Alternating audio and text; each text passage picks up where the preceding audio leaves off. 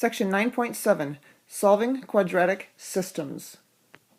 So earlier in Algebra 2, we learned how to solve a system of linear equations, by using substitution and/or elimination.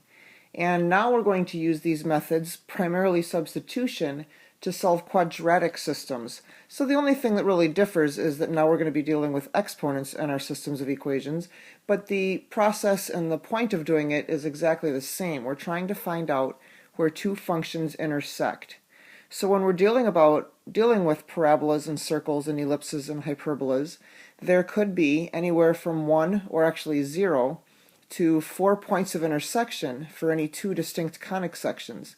And so some of those examples are shown below. And obviously this isn't an exhausted example listing of what could happen, but this is kind of how you could get 4 solutions or 3 solutions. And so let's take a look at this first example. We want to find the points of intersection of these two graphs. Well, first of all, let's think about what they are. We've got a circle and we've got a line. And so how can we find where they intersect? Well, when we're dealing with a line, we basically just need to be able to solve for one of those variables. We're accustomed to solving for y. That's the only reason I picked y to solve for. You could have solved for x. And now we're going to plug this 3 minus x in for the y. So I've got x squared plus, now I'm plugging in 3 minus x, but again my y is squared, and that equals 5. Remember that when you're squaring a binomial, you actually need to FOIL it out, write it out twice and FOIL it out. And so now we've got x squared plus 9 minus 3x minus 3x, and then negative 3x times negative 3x is going to give us a positive x squared, and that's still equal to 5. Now when we combine our like terms, we've got 2x squared minus 6x, and then we're going to bring that 5 over. Since we've got an x squared, we're probably going to have to factor, so let's just bring that 5 over, and we get plus 4 equals 0. Now all my terms are even, so let's make our factoring a little bit easier and factor out a 2, and then go ahead and factor that, and I will find that x equals 2 and x equals 1. Now we're not done. We need to find the points of intersection, and all we've done so far is found the x-coordinates. So now to find those points, we're going to plug them back into, this would be the easiest one since it's already solved for y. So when x equals 2, I can plug that in and I get that y equals 3 minus 2, or y equals 1. So one of my ordered pairs is 2, 1, writing them in correct ordered pair form again. Now when x equals 1, plugging that one in, I'll find that y equals 2. So again, as an ordered pair, I get 1, 2. And this is my solution. And so let's take a look at what that looks like. Very simply, we have a circle with the center at the the center at the origin, and we've got a line that intersects at 1, 2, and 2, 1. So it would look something like this. And you could have found that first of all by graphing them and then approximating where they intersected. Now let's take a look at this next example. Well, we've got, in this first one, we've got two squared terms. One of them's negative, so the first one would be a hyperbola. And then we've got two squared terms added together with the same coefficient, so we've got a circle. So we've got a hyperbola and a circle, so they could intersect at anywhere from 0 to 4 points. And so if we were to go ahead and, again, we're accustomed to solving this for y, so let's take this first equation and solve it for y squared. And if we plug that into this other equation, I'm going to get x squared, and then in place of the y squared, I'm putting x squared plus 36. I don't have to square that because this is the substitution for y squared. And then minus 32y plus 156. But now we've got a problem. We've got an equation with x's and this y. We could try to remedy this by taking the square root of that, and we end up with something like this. And that just looks really messy, so that's obviously not a good way to solve this. If you run into a roadblock like this and you're not really sure where to go from there, perhaps the best place to start is to start over. And so since we've got this second equation with an x or with a y squared and a y term, let's try to get rid of that x squared term. So again, we can solve this first equation for x squared. Adding the x squared to both sides, we get y squared minus 36 equals x squared. And now we can go ahead and plug that in for my x squared. so y squared minus 36. And then we're just going to write down the rest of that equation. Now we're going to combine our y squareds. We get 2y squared minus just that 132y. And again, combining the like terms, we get plus 120. Again, I notice that these are all even, so I could pull out a 2, make my factoring a little bit easier. And then when I factor it, I find that y equals 10 and y equals 6. So now we need to figure out what our x coordinate is. So again, we've already got this one equation solved for x, or x squared anyway. So when y equals 10, x squared equals, plugging in the 10 for y, so I get 10 squared minus 36, which is 64. Keep in mind that then x equals plus or minus 8, because again, we're dealing with a square root, so it could be plus or minus. And so two of my solutions would be positive 8 as my x coordinate, and 10, that got me that, and negative 8 and 10. And now we still need to plug in our our 6, y equals 6, and we get x squared equals, now this time 6 squared minus 36, which is 0, and so x equals 0 in this case. And then my other ordered pair would be 0, 6. So this hyperbola and this circle intersect at 3 places. Hopefully you're getting the hang of this. So I would like you to try this example on your own. Should be pretty straightforward. In fact, we've already got one of the variables that's already solved for y, so we can just take this x plus 3 and plug that in for the y. So x squared plus, and we're plugging in the x plus 3 for y, remembering to square that again.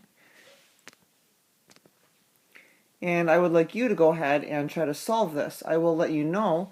Actually, let's think about this also for a second. The first one again is a circle. The second one is a line. So the most places they could intersect is 2. The least number of places, if they intersect, would be 1 if the line is tangent. So I will tell you that there are 2 solutions, and I'd like you to go ahead and try to find them.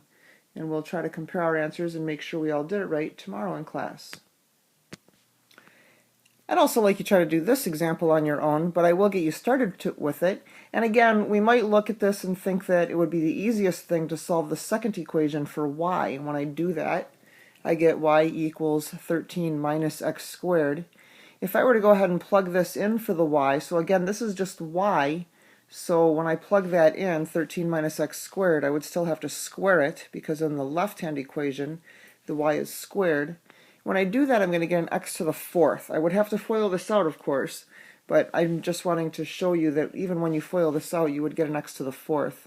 And so that can get kind of nasty to solve or deal with, not to say that you couldn't do it, but let's take a look at an easier way to do this.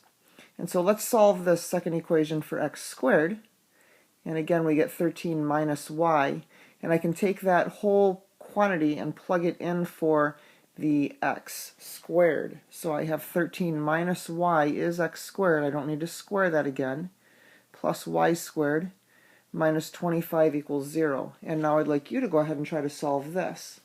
And again, we're dealing with, not again, but in this case we're dealing with a circle. Hopefully you recognize that. And the second one is a parabola. And so they can and do intersect at 4 places. So you should find 4 solutions when you solve this.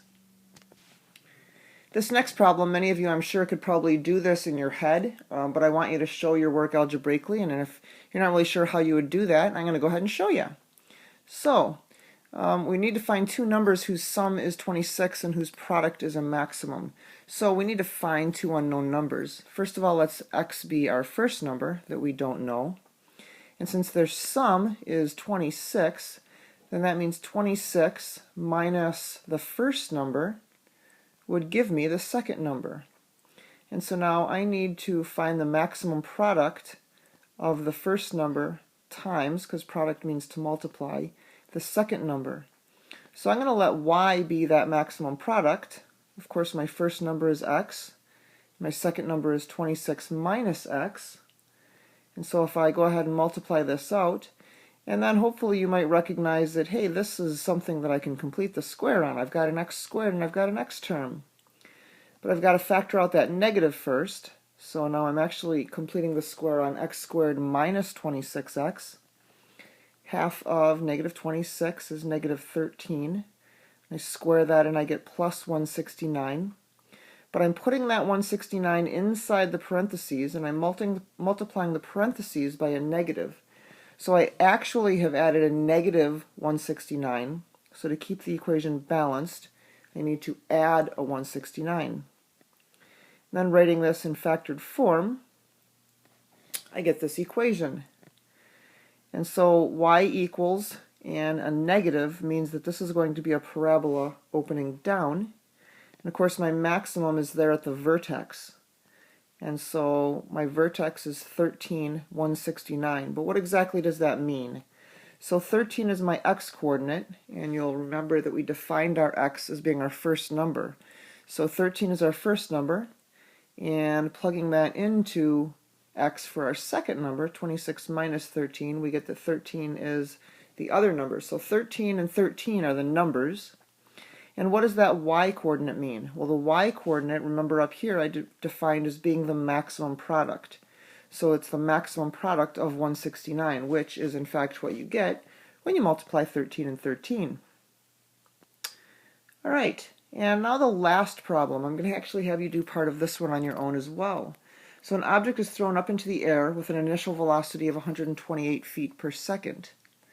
And the formula, h of t equals 128t minus 16t squared, gives the height after t seconds, the height above the ground. And so if it's asking for the height after t seconds, well, h of t is the height after a certain amount of time. So the height at 2 seconds, I'm just going to plug 2 into my function. So when I go ahead and do that, and I simplify this, I get that the maximum height is 192 feet. Again, we're dealing with a word problem. Make sure your answer has a label on it. And now we want to know the maximum height. Well, again, let's look at the equation. And my equation is a negative 16t squared. So this is going to be a parabola opening down. And my maximum height is, of course, going to be at the vertex.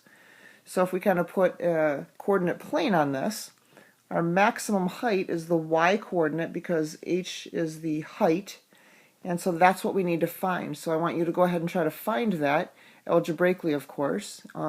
Give you a hint that you are probably going to be completing the square.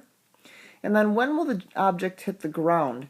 Well, the x-axis is the time, so if the y-axis is the height above the ground, then when the y-axis is at 0, then that's when it's on the ground. So when will it be on the ground is going to be when that parabola is at the x-axis. So we need to find the first time it's at the ground is before it was launched, and the second time it's at the ground is when it's reached the ground again. So when will the object hit the ground? So I'd like you to try to answer those two questions, and we'll discuss those as well when we come to class tomorrow. Hopefully you'll have some questions. Remember that this is the last section of the chapter, so hopefully you all know what that means, and you'll come with any questions that you have on anything in the whole chapter. And we'll see you tomorrow in class.